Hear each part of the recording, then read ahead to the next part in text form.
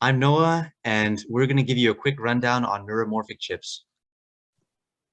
So neuromorphic computing refers to computers that do not follow a von Neumann architecture. They instead have a structure inspired by the human brain and nervous system. The goal of this type of computing is to create a machine that operates like a human, making decisions based on common sense and reasoning. It is currently a speculative field, but the implications of having a computer be able to perform tasks that currently are reserved for humans are game-changing. Imagine a neuromorphic chip integrated with the voice assistant software we have today, like Google Assistant. It would think like a human, but would have access to the vast quantities of data present in Google's data networks, for example. This is a field that will surely cause massive waves in the future of computing. I'm Mark, and I'll be talking about classical chips. These chips use a tiny piece of silicon and many transistors to create what we call an integrated circuit or a microprocessor. Assembly language is then used to execute certain machine instructions. These instructions can include mathematical operations or storing data. An assembler is then used to translate the assembly language into bits for the microprocessor to execute. A logic gate is used to take these instructions from the assembly language and input it in binary and output a bit of data in binary as well. And these transistors on the classical chips, they act as really tiny switches, and they use the logic gate to decide whether or not a switch should be on or off. There are, however, some limitations on this classical chip, the first of which is transmission delays. This can occur when the wires, in the wires that are connected to certain things on the chip.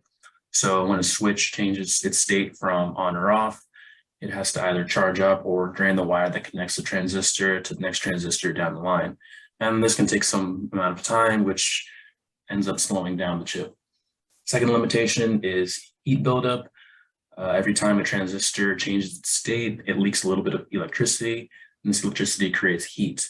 So the faster a chip goes, the more heat it generates, and this heat buildup puts another limit on the speed of the chip. I'm Nicholas, and I'll be talking about neuromorphic chips. So basically, they're made up of neurons and synapses. They work by receiving spikes as input, where time, magnitude, and shapes encodes information. Also, binary can be converted to spikes and vice versa. Neuromorphic chips are also highly rely on parallel computation. This is when a computer uses multiple physical chips and treats them as one large chip. This avoids the von Neumann bottleneck, where there's a limit on throughput of a chip. Parallel computation also operates on a lot less power than regular computation. Neuromorphic chips can include randomness to account for noise where random neurons fire. And lastly, the neural network structure makes it a natural platform for AI and machine learning. My name's Anika, and I'll be talking about common neuromorphic algorithms. So neuromorphic algorithms can be broken up into two main categories. The first involves machine learning. And so there are three major breakthroughs regarding machine learning. And the first is simply performing thresholding, which translates the action potentials along the synapses into either zeros or ones according to a specific threshold. The second step was involving ReLU, or a rectified linear unit, in order to achieve a continuous output rather than a binary output. And then finally, the third step was to take into account not just the weights along the synapses themselves, but also the timing of the activation function along the synapse. And this is what gives us a fully formed SNN, or spiked neural network. And this last step is what differentiates an SNN from a regular neural network, since a regular neural network doesn't have this time dimension. The second category is non-machine learning algorithms. And the first major use is to model graph theory systems, since the underlying structure of a neuromorphic chip is essentially just one big directed graph where the neurons are the nodes and the synapses are the edges. And one example of this is that neuromorphic chips are actually used to model the spread of COVID-19 through a common epidemiology model called SIR. And as you can see in the figure, the people are the neurons or the nodes, and the interactions are the synapses.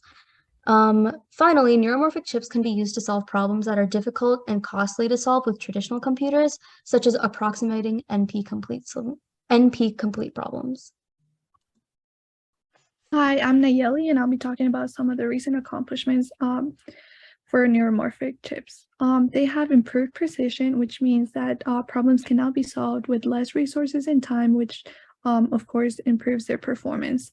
They also have enhanced programmability. Other than using spiking neural networks, SNN, newer chips can also perform a wider set of operations beyond this model. They have been optimized. They have an optimized number of neurons in their respective memories, which ranges from 2 to 160 times more than their original number.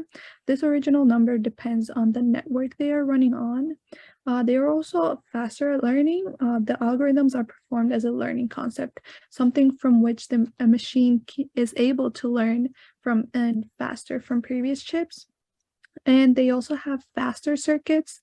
Newer chips can process neuromorphic networks about 5,000 times faster than biological neurons.